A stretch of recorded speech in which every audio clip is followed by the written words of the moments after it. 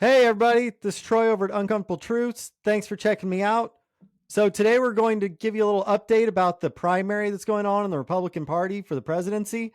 And I've got sad news for all the people on the Republican side of things that don't like Trump. It's pretty much over. Mike Pence has dropped out. He's polling at about 2%. There's been a couple news articles because Nikki Haley and DeSantis are kind of neck and neck there for second place in Iowa, which is, of course, super important. Now, the issue that we're faced with is that all of the candidates put together are usually below 50% of getting the, suspected voters for the Republican primary. And Trump is getting, anywhere between 45 and, 55%. And the base just absolutely loves him. This idea that Trump is somehow going to be beaten in an election by another Republican is really a fantasy at this point. It's something that a lot of elites do not like President Trump. A lot of the people that are in the media just don't like the way that he talks, or maybe they disagree with, some of the policies. They don't like what happened January 6th. 100 different reasons why Republican elite people might not like him.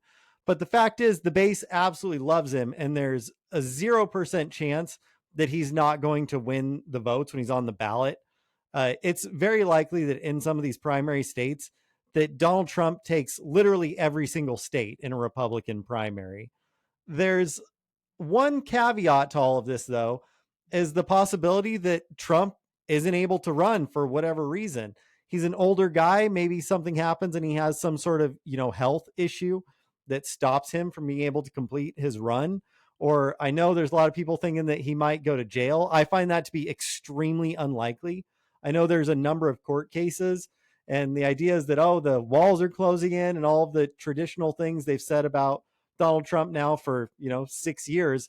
And it never actually really seems to happen. So I just find it extremely unlikely that it's going to happen now. But hey, crazy things do occasionally happen. And so we have these events that we have to kind of look out for. And so when you start looking at somebody who's kind of into their older years, which I know Trump might not seem like it, because he just seems like this personality that never really changes or goes away, but he is still an older guy. So there's always a possibility that there's some sort of, health impact, or hey, these people really do want to see him in jail, especially coming out of these Democratic states, or to, at least stop him from running. All you need is to have one of those things succeed. The thing that I find really unlikely, however, is that, say, out of the number of cases that are going to court or to trial, one state decides actually this does ban President Trump from running.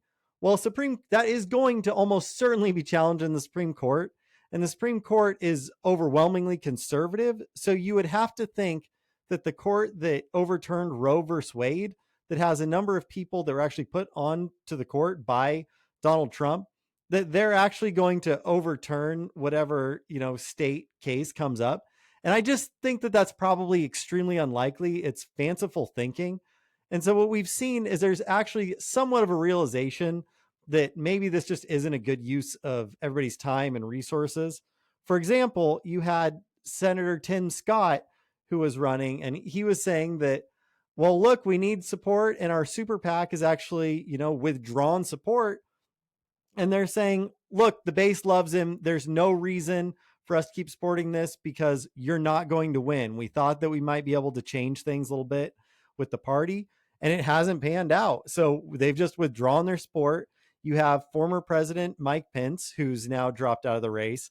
And I mean, everybody's kind of arguing over 15 to 10% of the vote, which is, kind of where Nikki Haley and Ron DeSantis have. Even if they drop out, and all of the, say Nikki Haley drops out, which I think is not likely. She's tied for second in the Republican, primary right now. So I wouldn't leave if I was her.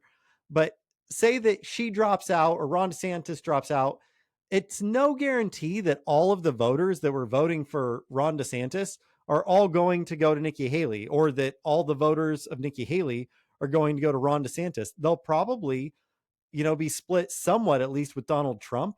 And so he's still going to have a massive lead. So this idea that somehow the Republican electorate wants somebody other than Trump is not true. It's just a media creation So for those of you that aren't fans of Trump and the Republican Party, I'm sorry to tell you, but it is a minority position, and you're going to end up stuck with him for the primary, barring some sort of, natural disaster on Trump's behalf, or, some sort of life event that changes, which the news keeps saying is going to happen. But everybody, I just don't see it. Maybe I'm wrong, but the walls have been closing in for an awful long time, and they never actually seem to close in on this fellow. So anyway, everybody, if you disagree, please go ahead and throw that in the comments. Tell me what you're thinking about everything.